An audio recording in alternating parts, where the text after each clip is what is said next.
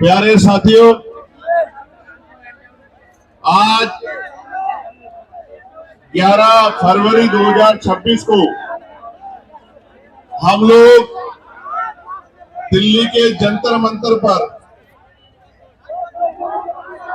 अपनी मांगों को लेकर इकट्ठा हुए और ये अधिकार बाबा साहब अम्बेडकर के द्वारा लिखे गए संविधान ने हमें दिया और ये अधिकार सिर्फ हमें नहीं दिया, ये अधिकार देश के हर एक उस व्यक्ति को दिया है जो अपने ऊपर हुए अत्याचार, अन्याय, जुल्म, जाति, अपने अधिकारों पे, अतिक्रमण पे आंदोलन कर सकता है, विरोध दर्ज करा सकता है, पत्र लिख सकता है, प्रयास कर सकता है कि उसके ऊपर जो महसूस कर रहा है कि ये कानून गलत बना है वो कानून को वापस लिया जाए। मैं अभी लोकसभा में था, बजट पे अपनी बात रख के इसलिए आपके बीच देरी से पहुंचा क्योंकि राष्ट्रपति जी के अभिभाषण पे चर्चा नहीं हो पाई। तो बजट एक महत्वपूर्ण विषय है, बजट पे मैंने अपनी बात रखी और फिर अब मैं आपके बीच में हूं। प्यारे साथियों, मैं अपनी बात को शुरू करते हुए बहुजन समाज में जन्मे सभी संतों, गुरुओं और महान पुरुषों को नमन करता हूं। भैया सबको बोलिए बैठने के लिए।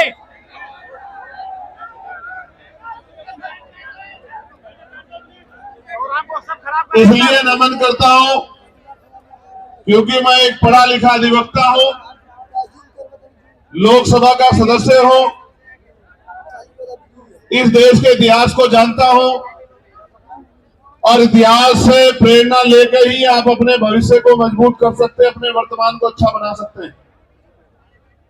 प्यारे साथियों, मैं सबसे पहले दिल्ली की पूरी टीम का बहुत बहुत धन्यवाद करूंगा कि उन्होंने इस महत्वपूर्ण विषय की गंभीरता को समझा और खुद से आगे बढ़कर निर्णय लिया कि हम यूजीसी के समर्थन में एक आंदोलन बुलाकर देश भर में ये संदेश देने का काम करेंगे कि हम सीना तान के कमजोर वर्गों के साथ खड़े हैं और हम अपने बच्चों की आने वाली जो है हमारी पीढ़ियां हैं उनके ऊपर किसी भी तरह का हमला बर्दाश्त नहीं करेंगे।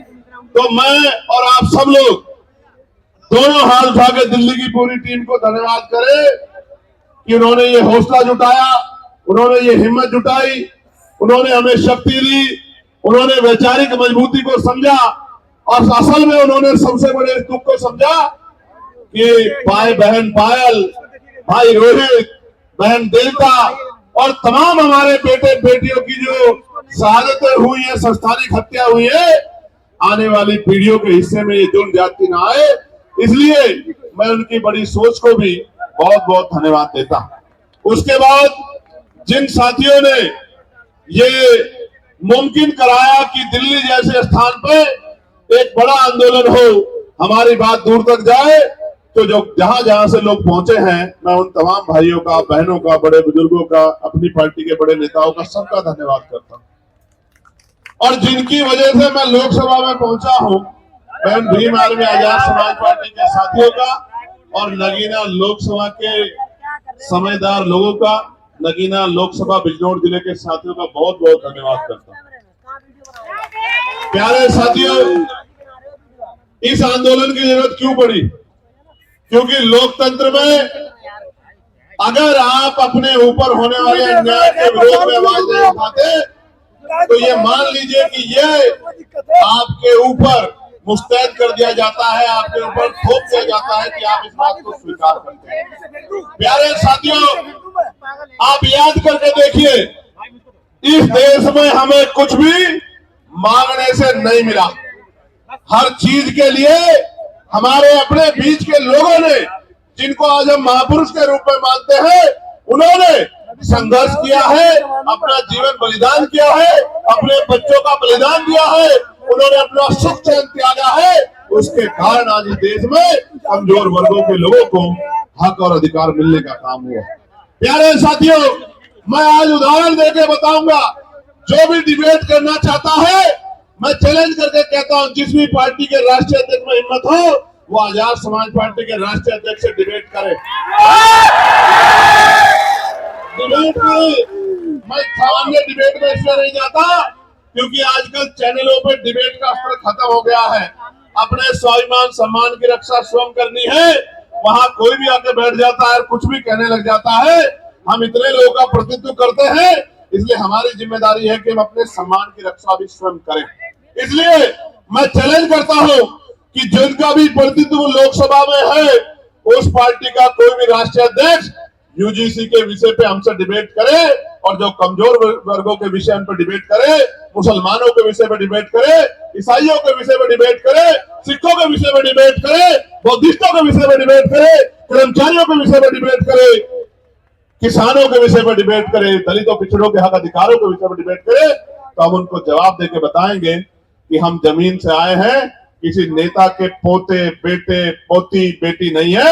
हमें जमीन का पता है कि आज हालात क्या है और लंबे समय से हालात क्या थे। प्यारे साथियों, बड़े गौर से सुनो। नारे तो आप लगा रहे तो बहुत दिनों से, लेकिन खाली नारे से बात नहीं आगे बढ़ेगी। प्यारे साथियों, मैं जानता हूं शिक्षा के दरवाजे किसी और ने नहीं खोले। अगर राष्ट्रपिता ज्योतिबा फूले प्रयास नहीं करते तो आज हमारे तन पे ये कपड़े नहीं आते। अगर शिक्षा में सबसे बड़ा योगदान किसने दिया है तो राष्ट्रपिता ज्योतिबा फूले ने दिया, मां सावित्रीबाई फूले ने दिया, मां फातिमा शेख ने दिया। प्यारे साथियों, इस देश में जिस आरक्षण को रोज बुरा भला कहा जाता है, हालांकि किसी की हैसियत नहीं है बुरा भला कहने की, क्योंकि जब आप ये कहते हैं, जब आप एक उंगली किसी की तरफ उठाते तो चार उंगली आपकी तरफ भी जाती है, तीन उंगली एक अंगूठे का रुख भी आपकी तरफ होता है, जो आपको ये बताता है कि एक बार अपने गिरबान में भी झांकिए। जो लोग 10% आर्थिक आधार पर आरक्षण लेते हैं, संविधान के विरोध में जो आया है, वो भी आरक्षण पे सवाल खड़ा कर सकते हैं। किस आधार पर, किस आधार पर? जो लोग सदियों से आरक्षण का लाभ लेते आ रहे हैं, तमाम संस्थानों पे काबिज हैं, जिन्होंने कमजोर वर्गों के लोगों को उनकी दुख तकलीफों के बाद, उनके भूखे पेट के बाद, जब उनकी बच्चों का तन ढकने का अधिकार नहीं था, जिन्होंने उनके आंसुओं के बाद भी, जिनके मुंह से एक शब्द भी हाय का भी नहीं निकला कि इनके साथ गलत हो रहा, वो हमसे सवाल कर रहे हैं। नहीं, आपको कोई अधिकार नहीं सवाल करने का। अगर सवाल करना चाहते हैं तो अपने अंदर पैदा करिए कि आपके अंदर न्याय की क्षमता है, आप न्याय प्रिय हैं, पहले साबित करिए, फिर आके सवाल कीजिए, हम आपके सारे सवालों का जवाब देंगे। प्यारे साथियों, आरक्षण क्या जाति के आधार पर मिलता है?